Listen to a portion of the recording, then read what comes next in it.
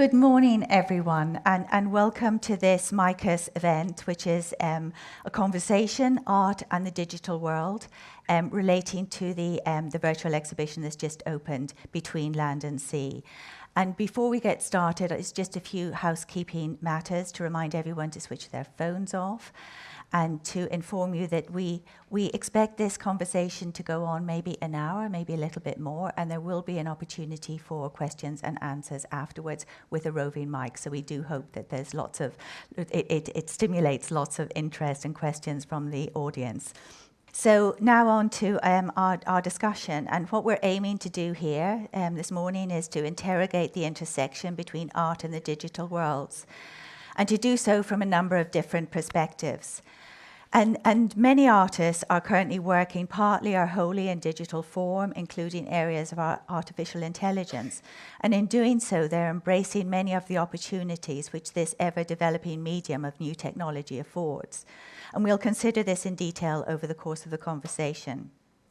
And another key point for discussion is how we, and I mean the wider community of museum attendees, artists and art professionals, have adapted to viewing art online and the extent to which we have all shifted any previously held positions.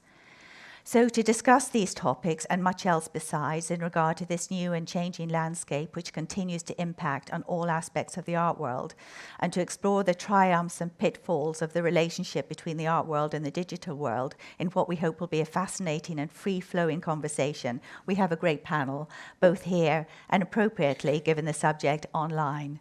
So let me introduce them. So immediately to my left is Jo Baring, who is the guest curator of this MICAS online exhibition, Between Land and Sea. And Jo is based in the UK. She is director of the Ingram Collection, which is of modern and British contemporary art. It's one of the country's most significant private collections. Prior to that, she was director of Christie's, and so Jo's experience has ensured that she has extensive knowledge of the commercial art world. She writes regularly for art publications and exhibition catalogues, and has recently edited a major new book on 20th century British art. So on screen, we have Angelo Dali. Hello, Angelo. And Angelo was intending to be here in person, but has been detained in Italy, and so joins us virtually. So Angelo is a computer scientist and entrepreneur with a specialization in artificial intelligence, holding a doctorate in the subject, and is a director of his company Umnai. And Angelo has collaborated within his company with artists with a view to training AI in areas of creativity, which we'll hear more of later. He has been a strong proponent of ethical AI, advising government as to how this area of activity should be responsibly regulated.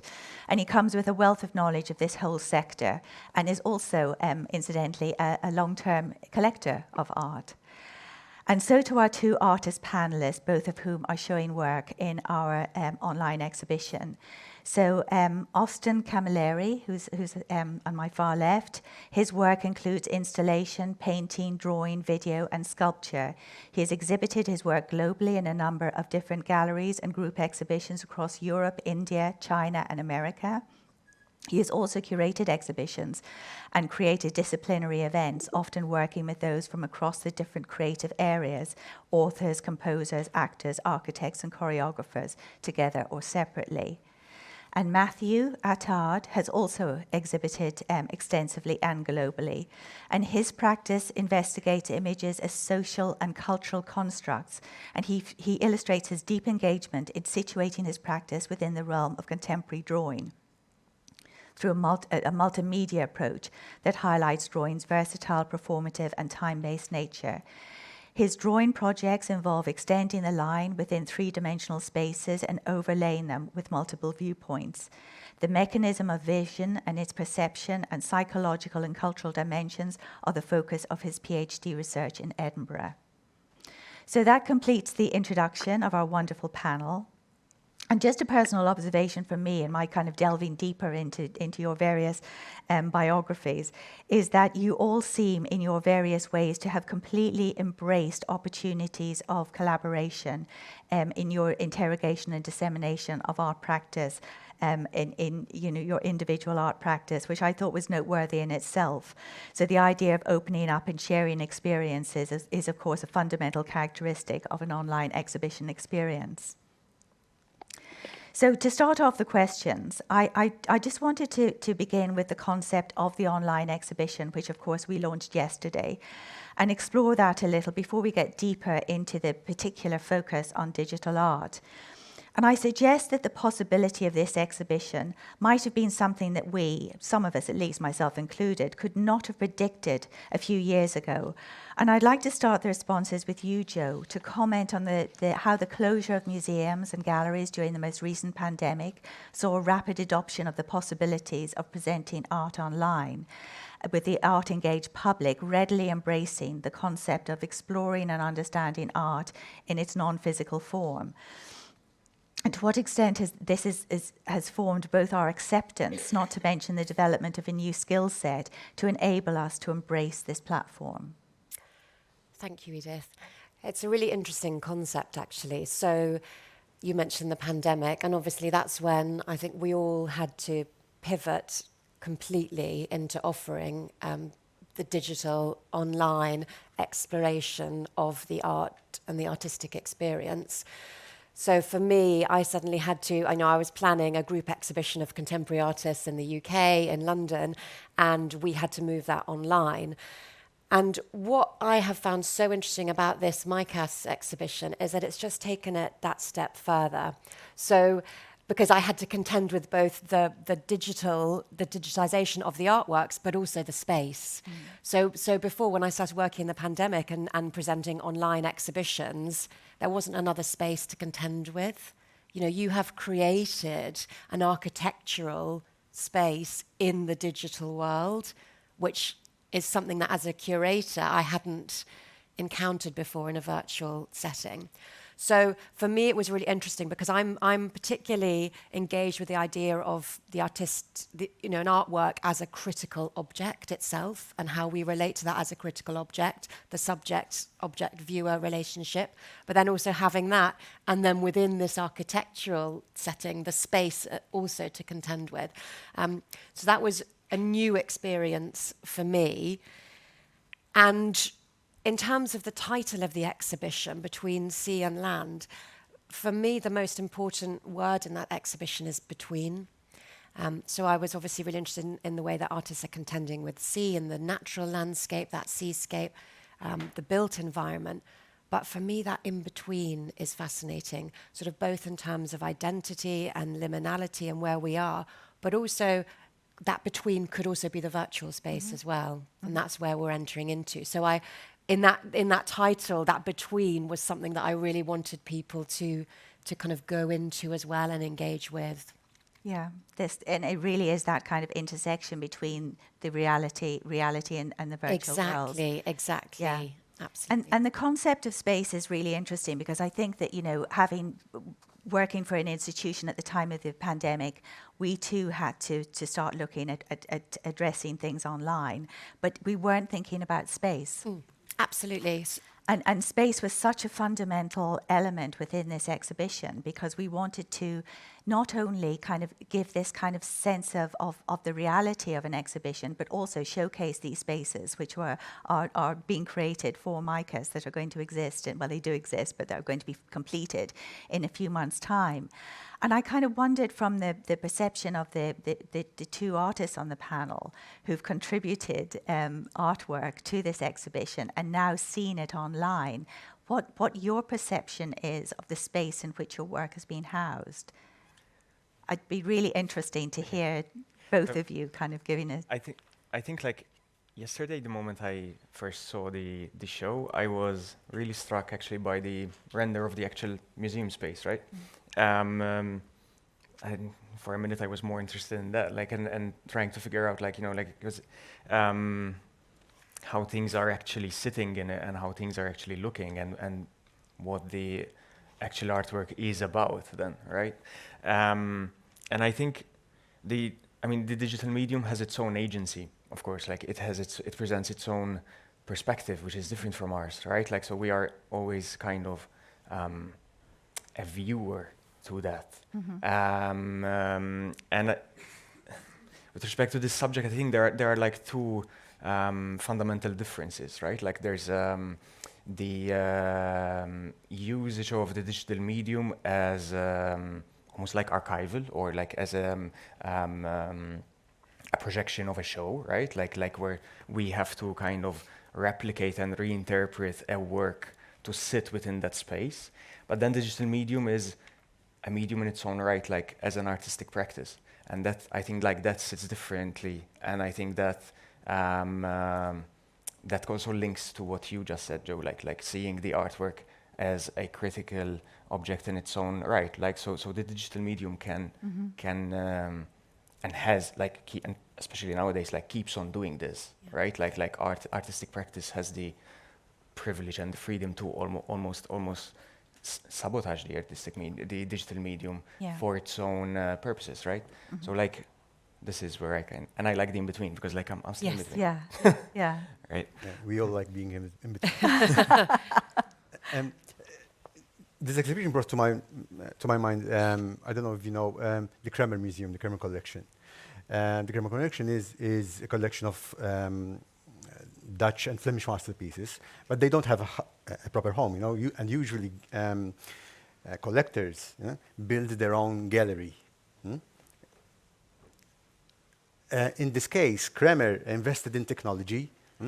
Instead of investing in concrete or brick and mortar, he invested in a virtual museum.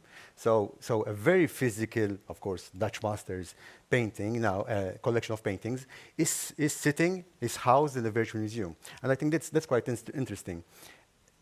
In some sort of way, what we're doing here with the MICAS exhibition, for me, as Matthew was saying, when I put on the goggles, the VR set, it was very interesting to see the place. Because now we're in physical space, so our body sort of reacts to it, you know. And it might be even funny, you know, seeing somebody wearing the virtual, because he's with his own body, you know, working through the virtual space. And I think it's a very good exercise for, first and foremost, to engage much more the audience, especially in situations in the periphery, like we are, of course. As Matthew was saying, this has an added value of having an archival quality, because this exhibition, as within the space, within a virtual space, can sit there for, let's say, forever, right? And on a very practical terms, we treat curatorially, even artists or exhibition designers, you know, now that we have, in some sort of way, a virtual space of what MICAS is, we can design an exhibition, you know, without the anxiety of designing it, maybe, you know, seeing, hanging the exhibition, you know, curating the narrative, the syntaxis of the exhibition, maybe in a week. Yeah, no, those are really interesting responses, and the whole thing about this space is fascinating, because of course, when you were all submitting work, when the artists were submitting work, you didn't know what the space was going to be. You were doing it as if you blind almost. And thank you all for putting your trust in us, but it's that interesting thing about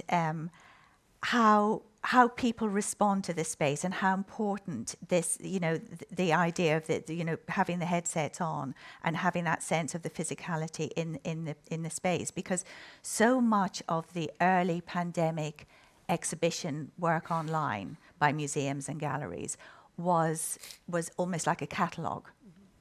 So the space wasn't important. The relation of one piece of work to another wasn't something that was given any thought. It was like, you know, it was clicking and almost kind of turning a page. And this has kind of brought us on further. And what's very exciting for us is that the company we worked with, Vortec, to create this, felt that we were pushing them maybe a little bit further and faster than they wanted to go, which really makes us feel good about it because we were kind of breaking new ground. And Austin, I completely agree with you that this is going to be a wonderful tool for the future.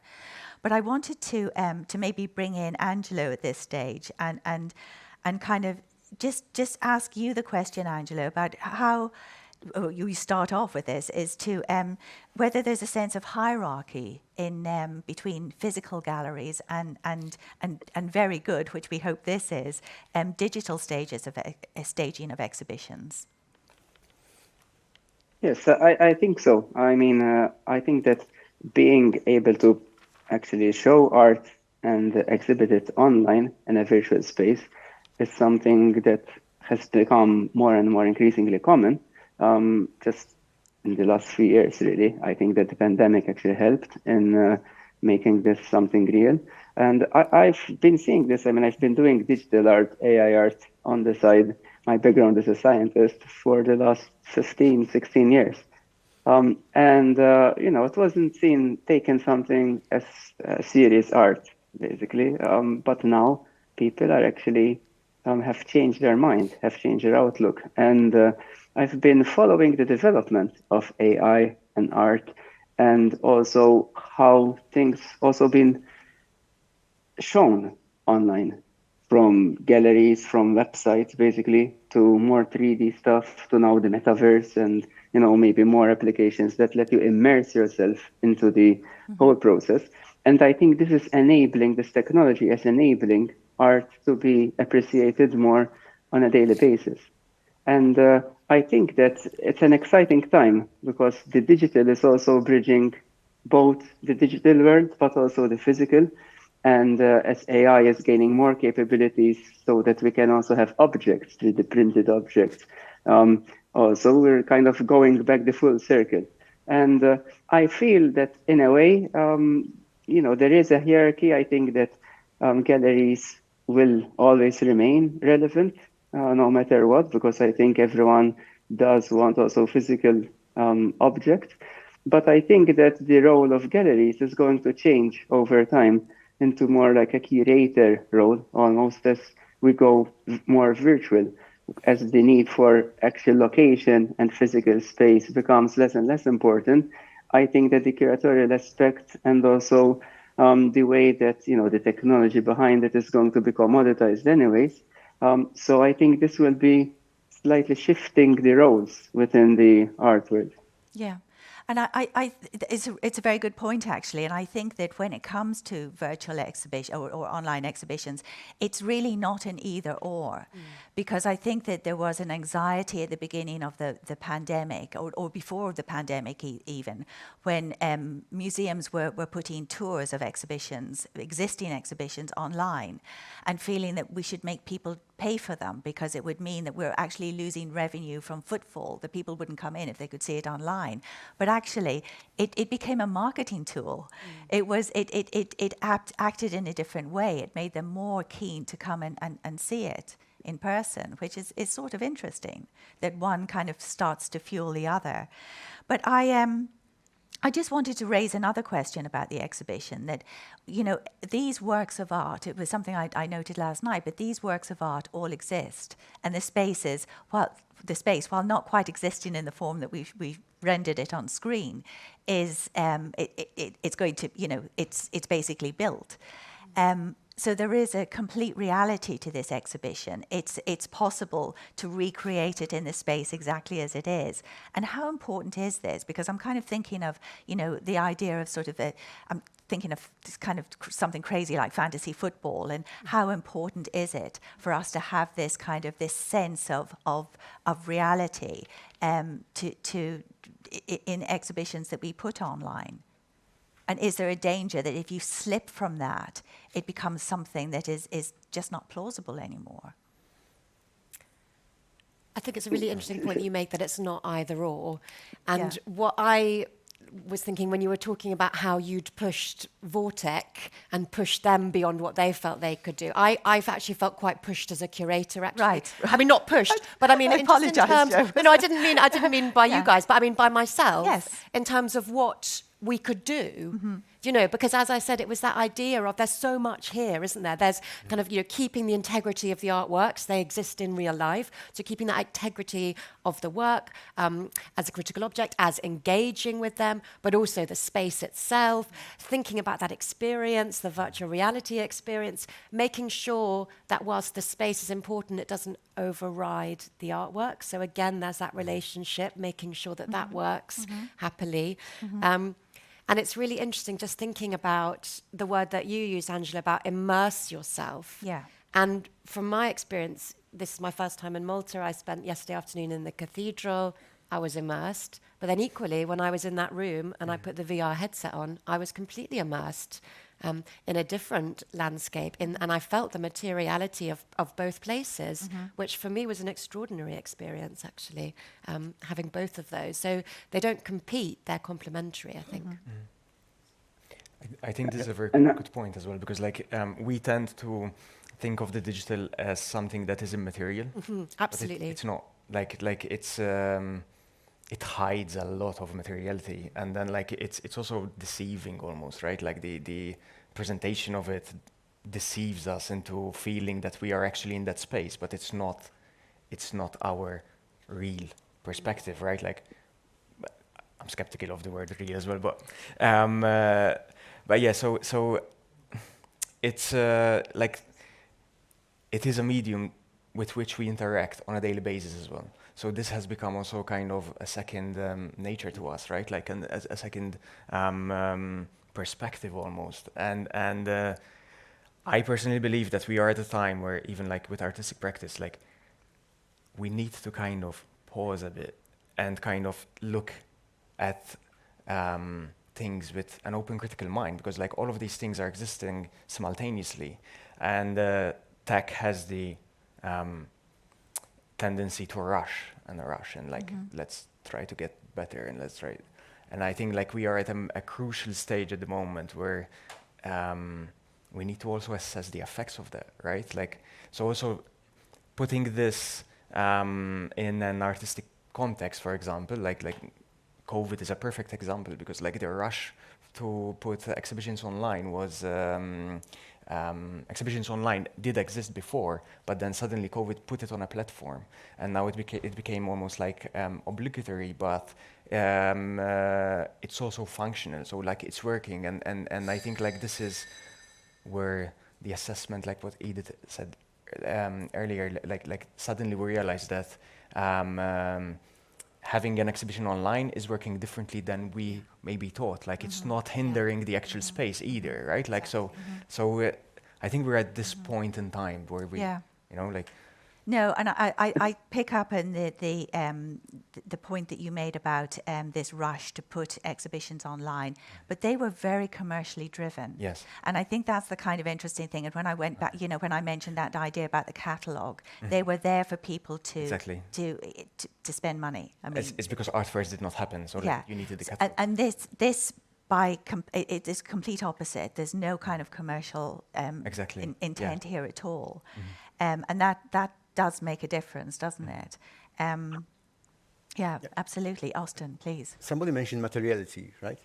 In this virtual exhibition, to put this exhibition as an example, it shows you the real space in some sort of way. You know? You can feel it, and you can see that the exhibition, you know, the dialogue between the space and the works themselves. But of course, it's a very good vehicle for digital work, you know, for my video, for example, or for any kind of animation. But then, as opposed to real thing, for example, if I can see a painting, I can really see the painting, you know, with hundred millions of, you know, of resolutions. But and even sculpture, you know, I can see it physically. But I'm coming from a very material background. It removes the skin then of the sculpture. You know, the sculpture has got this kind of skin, this kind of sort of frequency, like a painting. And there, of course, you need materiality. So, so again, that's why probably we need both. huh? Yeah. We need the virtual, but still Yeah. the physical Yeah. won't sort of be sort of. And I think satisfied. another, It's, yeah. Sorry, Angela, Yeah, and please. it's interesting that you're mentioning sculpture.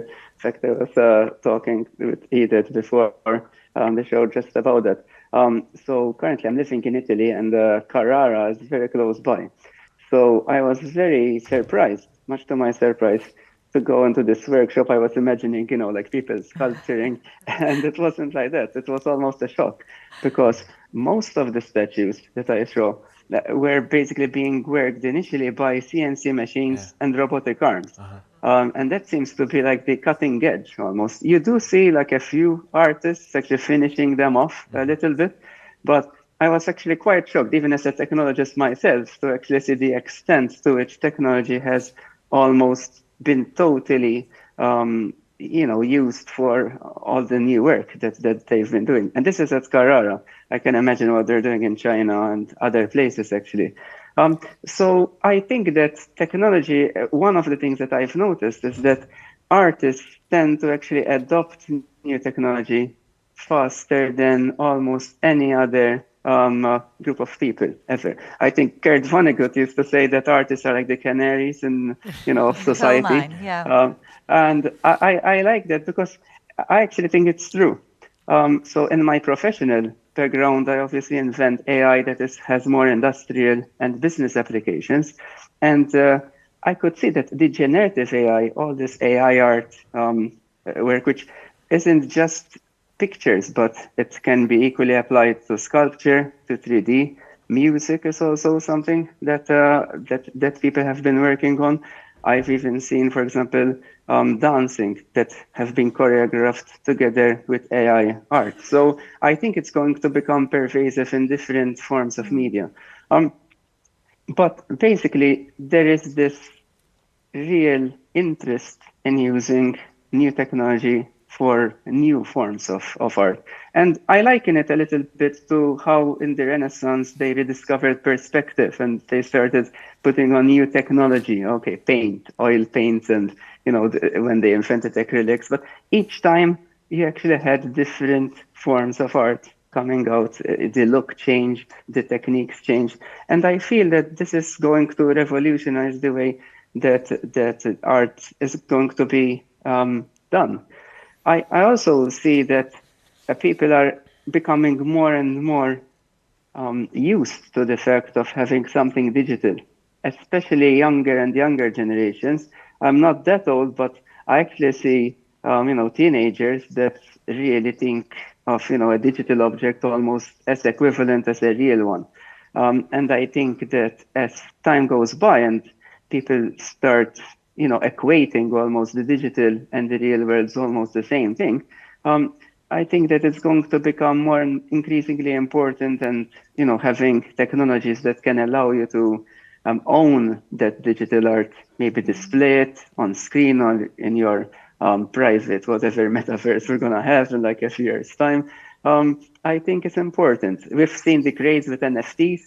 I think it was very overhyped, but I think that it is a sign, a glimpse of how the future can look like.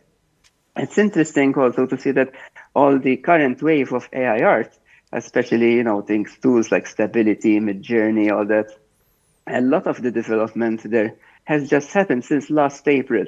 It hasn't been, like 20 years. It literally has happened in 1 year and like 2 months, something like that. So and the amount of development that there is, I literally like to catch up. It's like there's something new every week being published. And I think it reminds me of probably how people felt during the Renaissance and during the Industrial Revolution. And we had lots of new things, literally every week, something new. So it's happening at terrifying speed, and you could be right that this is a moment that people will look back on in years to come and say that was a real that was a time of great development and innovation, the way that they did with the Renaissance.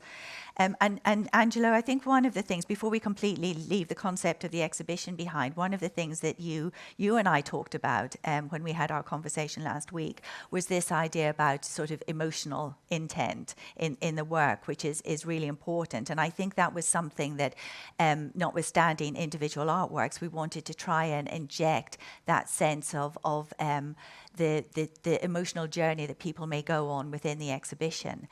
And for that reason, it's kind of, we were fusing all of the very traditional rigors that we go through in the curation of the exhibition and having a professional like Joe on board. So all of those processes that you would normally do to curate a physical exhibition were things that we went through. Even though it was in this online form.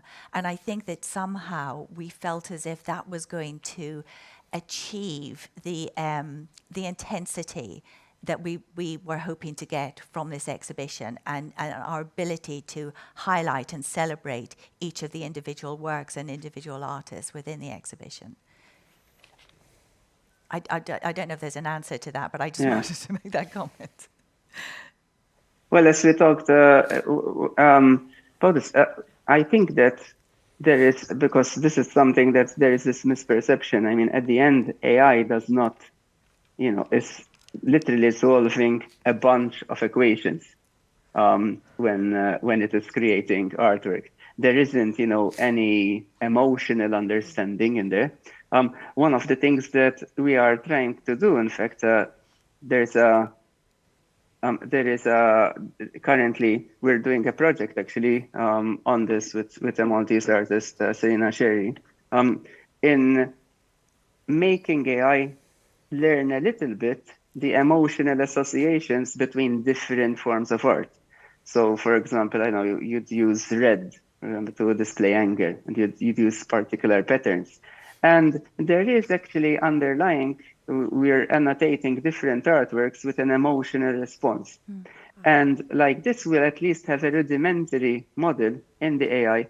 It doesn't actually feel anything, there is no emotion, but at least, it will have a model that will help it understand a little bit, okay, if I'm creating something angry, use a particular tone, use a particular pattern. And I think this little understanding will help it relate a little bit more, give it a little bit touch of human emotion in it. Emotion, again, being simulated in a mathematical way. Gosh, I find that a bit terrifying, actually. Yeah. I mean, the fact that we've kind of collectively established that an online exhibition will not change our desire for a physical exhibition, surely it's the same with AI developing art. Yeah. I'd love our artists to comment on that. I think it can also be reductive, right? Like I think AI. My favorite line about AI is from Kate Crawford, and she starts her book, The Atlas of AI, by saying, "I'm going to prove how artificial intelligence is neither artificial nor intelligent," and it's true. Plus it has she traces back this massive history, right? Like this massive history of deception and this massive history of, and I think this is how we need to be critically We need to openly criticize and what's happening around us, even by using it in artistic practices, right? I don't think we should be in between. I don't think that we should be so techno-deterministic and positive about it, but at the same time we should not be we cannot glorify it, but also we cannot demonize it. So I think we are at, this is what I meant earlier, we are at this crucial stage where I think we should position ourselves in between these debates and see what makes us human, right? I wouldn't parallel the AI developments with the Renaissance either, because the Renaissance was a very contextual, specific timing in the world, right? And it only concerns the Western history. It only concerns, so it's. I don't think we should see it through that lens. I think we should try to implement more of a sense of horizontality across the globe with respect to technology, with respect to artistic practice as well. Flesh out what is really good for us and what is what can be really valuable and move forward from there. it's a bit utopic, but And I think as well the development of individual artistic practices is really interesting, that so many artists are embracing the digital. But I mean, Austin, you talk about your work being a hybrid. And so there's elements of it in it, but you're still, you know, so it's, and I think that is not untypical to kind of value ancient techniques and you know, other ways of working, but pulling everything together. Well, it's funny. Angelo was in Carrara, and I spent half of my time between Malta and Pietrasanta in Carrara, Yeah. and I'm using probably the same robots that he's sculpting some of it. The difference is that again, there's something between. Our practices are different, but we share the same idea that technology is not substituting the hand. So for me, even this idea of ambiguity is interesting, of what is robotic, what is now from the CNC, and what is craftsmanship. And I like sort of this contamination of both. So in some sort of way, for me, technology is not the door, it's just the key. You know, maybe this might sound abstract, but probably here in the floor I'm going to be very, very basic. Forget AI. For example, one digital informs the real and vice versa. And this is very, very basic. I'm sort of giving an example of one of my works, which is Disa, which is part of the show. Yeah. This was done in 2018. And what I'm using is a very basic Illustrator program and typeface program to create a font. All right? Well, Disa was much more sort of a political and environmental sort of comment. But to get to the process, we created the font, okay? And then we chiseled the poetry onto the ground, onto the substrate or whatever it was. If it was clay, if it was hardstone. And of course, once the work is engraved, now it has a life of its own, all right? Because the elements eroded, there is information going with that. And after 3 years, we collect with a geologist and again with the typeface designer, we collected all the data and we created a new font from the information of the environment in some sort of way. So we have the first font, which is Vani, and the second font is Vani to the power of 2. So the interaction between the physical and the digital for me is much more important than digital just for a vehicle, right? That's Definitely, I totally agree that I think all the digital tools, I mean, doesn't have to be AI, but I mean digital in general, I think they are at the end tools. They are tools to be used to enhance human creativity. I have been involved in some projects in which the AI actually just creates the art on its own and basically without any human involvement whatsoever. But I do think that the best results are when there is this human AI collaboration, definitely. So I don't think, and it's good that you mentioned actually the craftsmanship aspect. I actually think that what AI is doing is just creating a new form of craftsmanship. Let's say, you know, like all of you have probably used ChatGPT. There's like a craftsmanship in making a good prompt, how to actually structure it to get good results. And I think there will be just new ways of using these tools, but you do need that creativity in order to get really good quality results. If someone doesn't have that creative spark and ability to use the tools, they're not really gonna get good results. Maybe the new tools that are coming out and for sure, like in 10 years time, will have wonderful stuff, may make it easier for people with maybe less artistic talent to produce something decent. But I think to get that brilliant result, you do need to have that creativity. I don't think that will ever be substituted. It's like that old Chinese saying about art that you need 3 things: the hand, the eye, and the heart. And it's kind of fusing that together, and how the digital world and AI can sit within that happily, which suggests a very hybrid form. But you know, just thinking about the whole thing about, you know, the use of the digital in art being a medium, it's a vehicle for something. It's just another tool at your disposal. It feels as if that might have felt something like the moment when photography became, quite a significant art form. And a lot of commentators at the time thought that, well, this is the end of the painting. No one's going to do portraits because we've now got photography. To a certain extent, that wasn't untrue, but it didn't stop people from painting. And that carries on. And even, but ever since that time, there have been these moments when, you think of philosophers like Jacques Derrida, who said, well, painting's dead. But it's not. Because I think it's part of that kind of artistic urge that artists continue to use these traditional methods, albeit supplementing and at times substituting them with other modes of expression. I think, if I may, I think it always boils down to what the artistic practice is, right? Like it's not. It depends on the project, on what you're working on, what the artist is like trying to, what you're wondering about as well. So I also try not to see technology as it being a tool when I'm working with it in terms of artistic practice, as in like it's not something to dominate, like you need to. It's because it's not neutral. So like Yes, you need to let it see what like.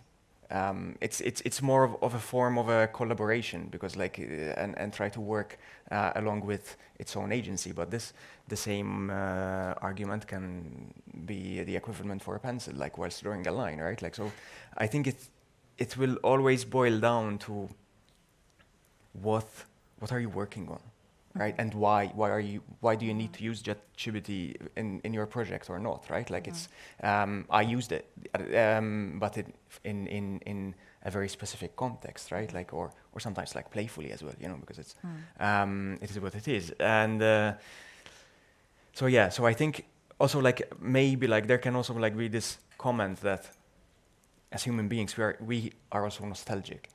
So even like even with photography itself, right? Like the moment.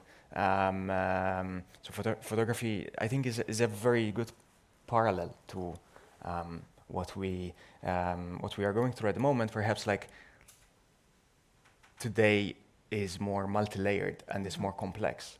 There are like multi-practices around us. Like even artistic practice itself is so vast, right? Like it's so I think there's always going to come a time where we kind of like get nostalgic and go back to. I see this within myself as well. Like if I work too much with the eye tracker or so on and so forth, then I'm like, okay, I just need to do some small drawings now. Yeah. For a while, but, Yeah. like so it's never. So you kind of recalibrate yourself. Yeah. Yeah, interesting. And I don't think it's not an absolute kind of highway. It's the road is winding. You see, like, this is what I find fascinating about both your practice, that you Austin, you as well, that, in your case, Matthew, you're using what we think of as the most ancient of forms, which is drawing. That's your, that's the first art that we have are drawings in caves, and your focus is on drawing, but you're attaching that to digital practice and interrogating it in that way, which is fascinating. And Austin, carving, stone carving, you're using machinery to computers to help you to achieve your concept. Again, not only, it's sort of Yeah. It's as if you're learning from the robot, the way it works, Yeah. the way sort of, and try to not replicate it, but try to sort of to find new ways how to carve. Some sort of way, or maybe use proper traditional carving in conjunction or in antagonism to the robot. But do you find yourself kind of being critical of the robot's response at times and trying to alter This is it? the same thing that Matthew was saying in the process, in the creative process. You try to let things work on their own sometimes, because failure is part of the work.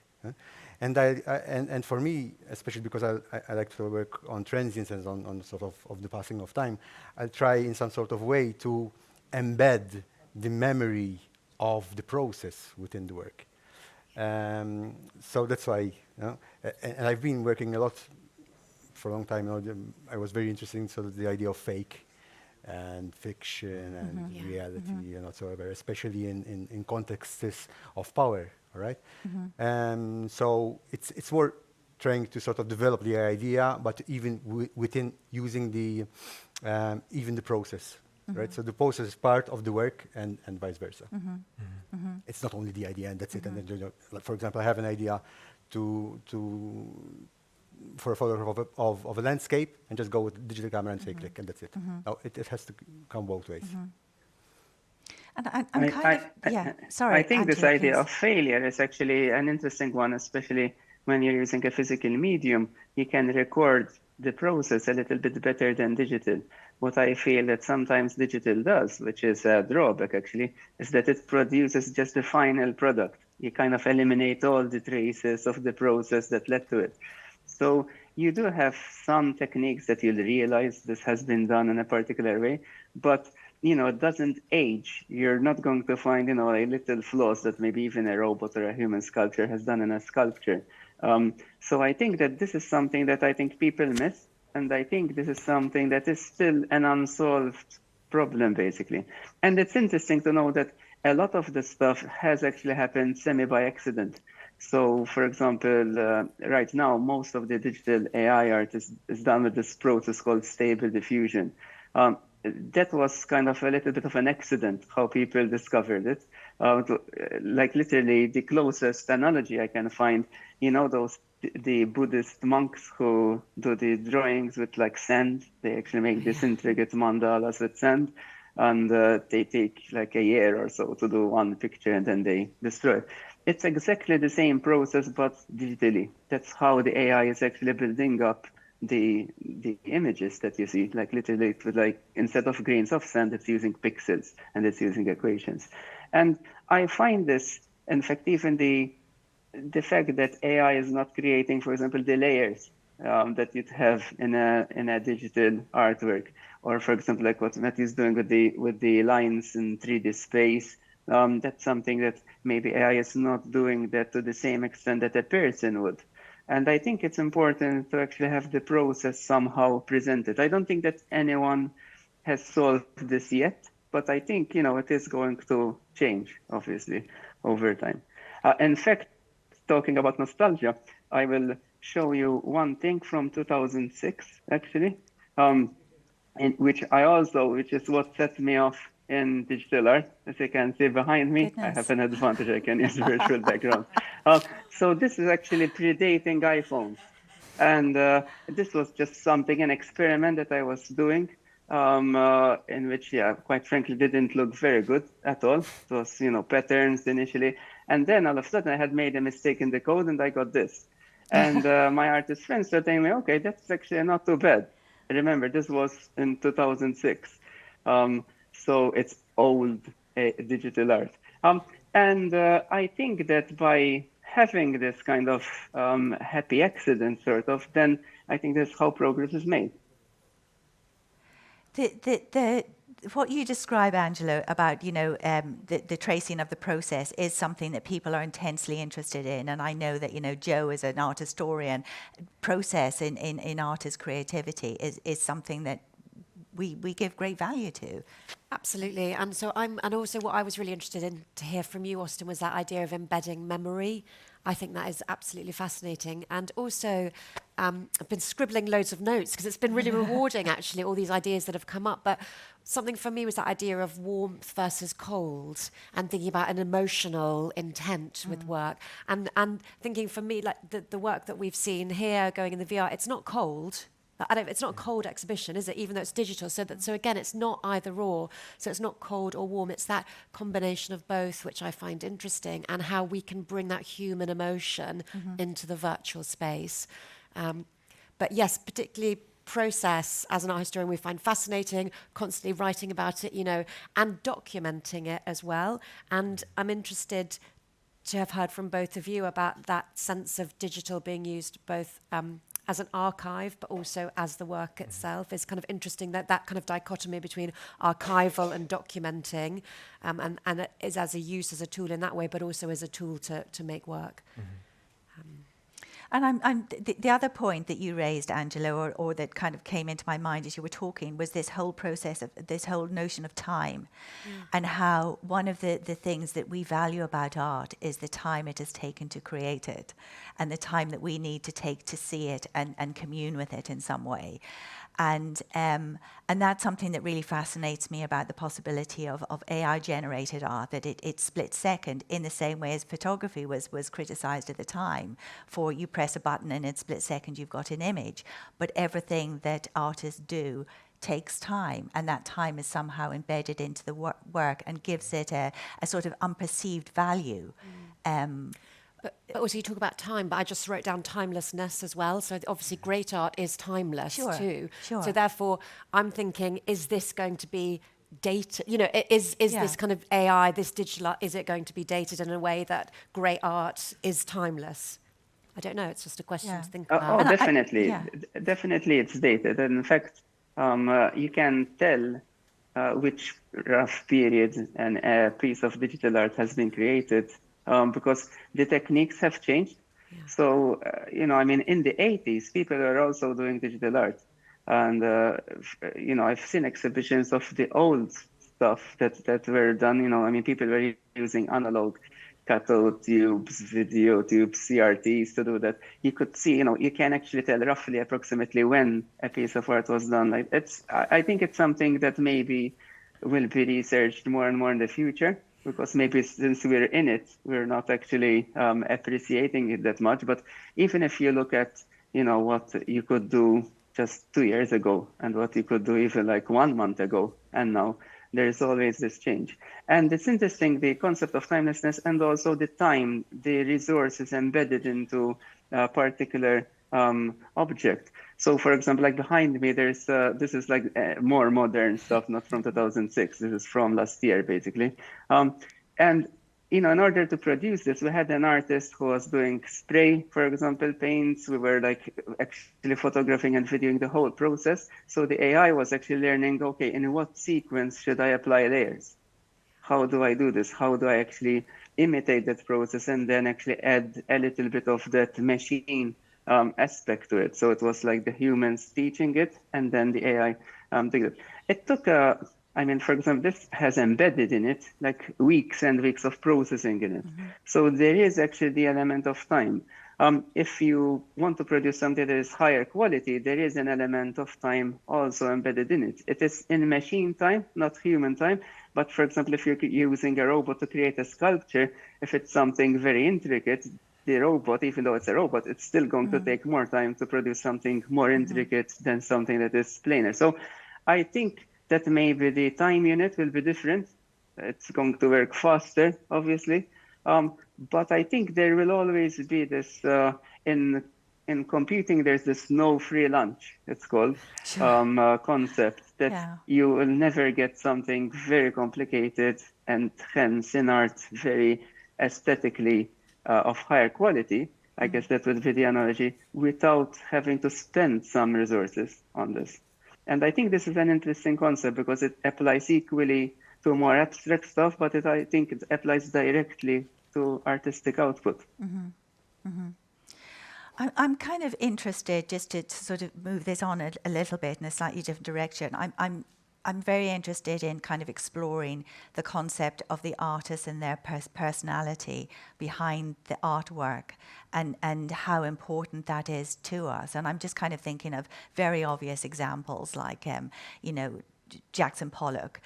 How much is how we see his work today born from a knowledge of what his personality was, that he was this kind of creative genius fighting against his demons, pushing against kind of more traditional forms of American art. He was protesting against American realism.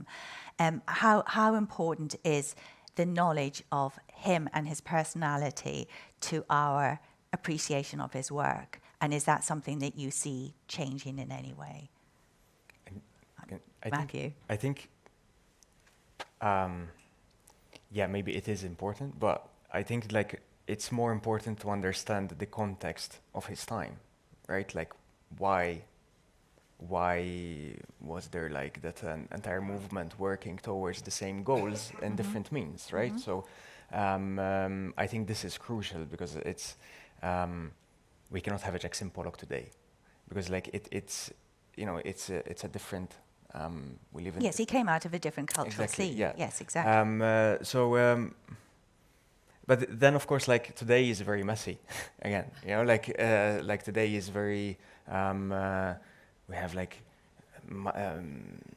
an enormous amount of creative people around the globe, right? Like and which is good, but it's also like unprecedented perhaps, like, you know, like so I agree with Angelo when he said we have no idea what we're going through, perhaps, you know, like, and we need to wait. Well, and exactly. And it's only sort of, you know, in history when we look back in Yes. perhaps 10 years' time. And I think his point about the canary in the coal mine is absolutely right, that we know that artists are leading the way in this area. So I personally hope that, you know, like with respect to your timelessness comment, like that time eventually becomes like a funnel, right? Like, and you know, time kind of filters things out, and hopefully, I don't know, but it tends to do it sometimes, but sometimes it doesn't either, right? Like, so it's yeah, I don't know. But do you agree that there is a kind of natural interest from the general public in artists themselves as personalities? Oh yes, of course, yes, Yeah. yes, but and the interest comes from different disciplines as well, right? Like art historians, the general public, popular culture. So there's I feel there are multi layers of what to look at, And it kind of goes back to something that Angelo touched on about the emotion in art, that when we see emotion in art, which good art you always do, that you're curious about the personality of the person who made it, who created it. But also from an art historical point of view, there is a tendency towards myth making as well around artists. Yeah. So we can create these myths. There's also self-mythologizing. Of course, there's you a know, lot of which that. exactly. You know, and I'm thinking particularly about someone like Barbara Hepworth. You know, I've never been to a Hepworth exhibition without her own words plastered everywhere, which is kind of really important. Thinking about that kind of idea of the self and the kind of the narratives that artists themselves create and curate around their own work, and then the longevity of that as well in terms of their reputation. Very true. Good. It feels as if we might have come to a natural stop. Good luck, yes. And thank you all. And I want to especially thank our wonderful panel. Angelo, thank you for joining us at a distance. It's been great having you here. To Austin, to Matthew, to Joe. It's been a fascinating discussion. Thank you all so much for your contributions. And thank you all for coming.